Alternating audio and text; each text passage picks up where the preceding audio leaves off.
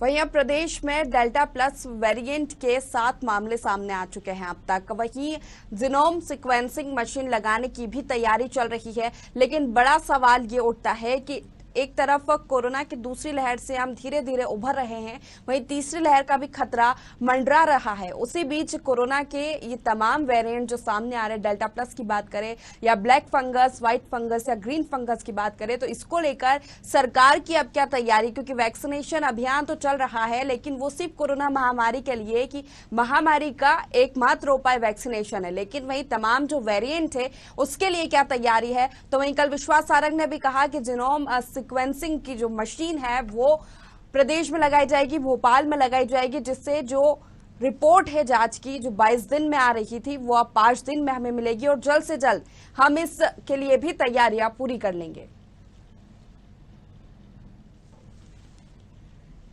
तो प्रदेश में अब डेल्टा प्लस वेरिएंट के 7 मरीज हो गए हैं। चिंताजनक स्थिति यहां पर भी बनी हुई है। सरकार इसको लेकर क्या कुछ तैयारियां कर रही है उस पर भी बहुत ज्यादा ध्यान देने की जरूरत है, क्योंकि ये नए वेरिएंट से निपटने के लिए अभी तक कोई तथ्य सामने नहीं आए हैं कि कौन सा वैक्सीन इस पर काम करेगा या कौन सी दवाई इस पर कारगर है। वहीं रिसर्च भी चल रही है और डेल्टा प्लस की बात करें तो खासतौर पर इसके मरीज धीरे धीरे बढ़ रहे हैं और उनमें से 2 लोगों की मौत भी प्रदेश में अब तक इस वेरिएंट से हो चुकी है। और वहीं जीनोम सीक्वेंसिंग मशीन की बात की जाए तो विश्वास सारंग ने कहा है कि इस मशीन को भोपाल में लगाया जाएगा, जिससे कि रिपोर्ट 5 दिन में मिले। फिलहाल जांच के लिए सैंपल दिल्ली पहुंचाने पड़ते हैं, 22 दिन में रिपोर्ट सामने आती है, उसके बाद ही कुछ आगे इलाज हो पाता है।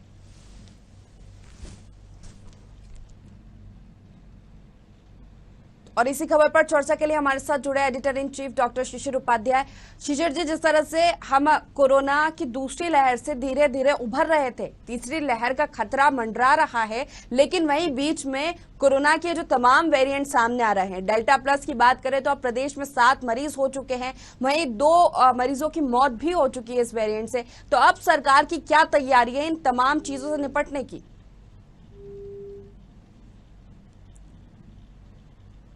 लगता है हमारा संपर्क टूट गया शिशिर जी से।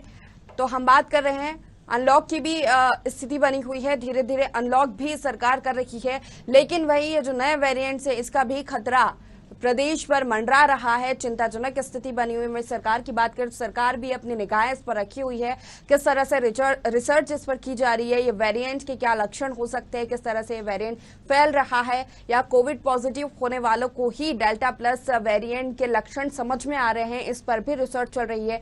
वहीं जिस मशीन से इसकी जांच होती है जीनोम सीक्वेंसिंग, वो भी भोपाल के अस्पताल में लगवाने की तैयारियां की जा रही है। कल ही चिकित्सा शिक्षा मंत्री विश्वास सारंग ने कहा है कि मशीन लगाई जाएगी, जिससे कि जांच रिपोर्ट हमें जल्द से जल्द मिल सके, जिससे मरीज का इलाज जल्द शुरू हो सके। तमाम स्थिति बनी हुई है, लेकिन जो स्थितियां है वो चिंताजनक है, सरकार के लिए भी, आम जनता के लिए भी, क्योंकि अनलॉक धीरे धीरे हो रहा है तो लोग बाहर निकल रहे हैं, लेकिन एक लापरवाही फिर से किसी बड़ी मुसीबत में प्रदेश को डाल सकती है।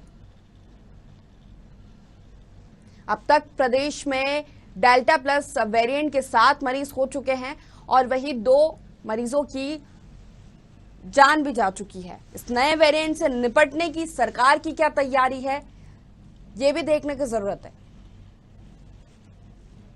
तुम्हारे साथ एक बार फिर एडिटर इन चीफ डॉक्टर शिशिर उपाध्याय जुड़ चुके हैं। शिशिर जी, हम बात करें डेल्टा प्लस वेरिएंट की, अब प्रदेश में 7 मरीज हो चुके हैं, तीसरी लहर का खतरा मंडरा ही रहा है। वहीं बीच में ये जो कोरोना के नए नए वेरिएंट्स निकलकर सामने आ रहे हैं, इस पर अब सरकार की क्या तैयारियां हैं? प्रसीता जी, ये चूंकि डेल्टा प्लस और ज्यादा घातक और अभी तक जो 2 वर्जन आए थे उनसे ज्यादा घातक है और इसके प्रकरण मध्य प्रदेश में मिलना शुरू हो गए हैं जी। तो सरकार की अभी कोशिश, क्योंकि आपको इसके पहले भी जब प्रसीता जी जो इसके पहले कोरोना आया 1 साल पहले, और ये जो अभी जिसमें बहुत सारी मौतें हुई हैं, सरकार हो या स्वास्थ्य विभाग हो, हवा में तीर चलाते रहते हैं, किसी को इसके बारे में कोई जानकारी नहीं है और इलाज के नाम पर सिर्फ ट्रायल किया जाता है। तो ये ट्रायल में अभी डेल्टा प्लस के लिए भी दिल्ली से कोई गाइडलाइन, आपको याद होगा कि कोरोना में भी दिल्ली से गाइडलाइन में बड़े बड़े डॉक्टर गाइडलाइन देते थे, तो बहुत सारा नुकसान होता था लोगों का। वो जो जिस तरीके के इंजेक्शन अभी कुछ लोगों ने कहा कि ये रेमडेसिविर देना चाहिए, कुछ ने कहा नहीं देना चाहिए। यही हाल डेल्टा प्लस का भी है। और डेल्टा प्लस के साथ एक बहुत बड़ी ये है कि अभी इसके बारे में ट्रीटमेंट कैसे किया जा सकता है ये अभी किसी को जानकारी नहीं है। और आज की डेट में शायद प्रसीता जी वैज्ञानिक हमारे सोच कर रहे हैं कि ये जो आया है कितना घातक है, किस तरीके का है, ये आने वाले समय में स्पष्ट हो पाएगा, क्योंकि इसकी रिपोर्ट नहीं मिल पाती है जल्दी। बिल्कुल बिल्कुल उस रिपोर्ट को लेकर ही कल ही चिकित्सा शिक्षा मंत्री विश्वास सारंग ने कहा है कि जो जीनोम सीक्वेंसिंग जो मशीन है वो भोपाल के अस्पताल में लगवाई जाएगी, जिससे कि 5 दिन में हमें रिपोर्ट मिल सके। क्योंकि फिलहाल रिपोर्ट की बात की जाए तो 22 दिन का लंबा समय इसकी रिपोर्ट मिलने में लग रहा है। बिल्कुल प्रसीता जी, सरकार देर से जागती है ऐसा स्पष्ट है, क्योंकि सरकार इसके पहले भी डेल्टा प्लस आज नहीं आया है, 2 महीने से इस मुद्दे पे बात चल रही है। और तब भी पता था कि 22 दिन बाद इसकी रिपोर्ट की है। तो मशीनें क्यों नहीं तैयार परचेज की गई? सरकार हवाई जहाज तो परचेज कर लेती है, 200-200 करोड़ का सामान तो परचेज कर लेती है, लेकिन अगर जिसमें जान इंदौर में, भोपाल में, उज्जैन में, ग्वालियर में और आपका जबलपुर में, यहाँ ये जांच की लैब शुरू करना बहुत जरूरी है। नहीं तो 22 दिन के अगर सर्वाइव नहीं कर पाया पेशेंट तो बहुत सारी मौतें हो सकती हैं। शिशिर जी, बिल्कुल इसी के साथ आम जनता को भी लापरवाही नहीं बरतनी चाहिए, क्योंकि अनलॉक हो रहा है धीरे धीरे। हम देख रहे हैं कि सड़कों पर भीड़ लग रही है, बाजारों में भीड़ लग रही है, तो फिर एक बार जो लापरवाही हमने बरती तो एक बड़ी मुसीबत में हमें फिर से डाल सकती है।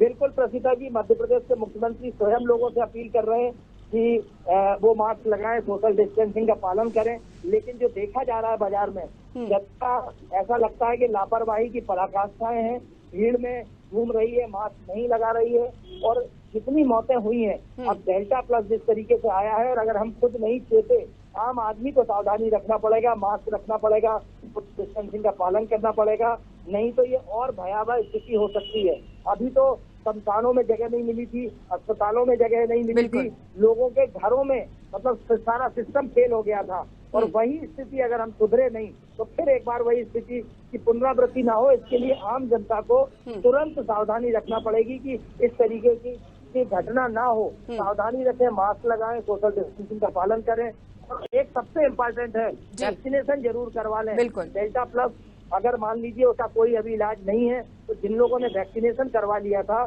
उनको कोरोना की दूसरी लहर में कम से कम जान जोखिम में नहीं गई होगी। बिल्कुल।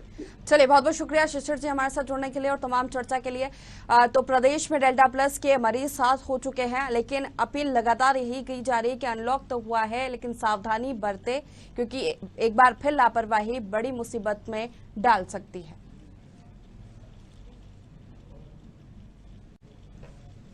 तो फिलहाल के लिए इस बुलेटिन में इतना ही। लगातार आप बने रहिए साधना न्यूज के साथ।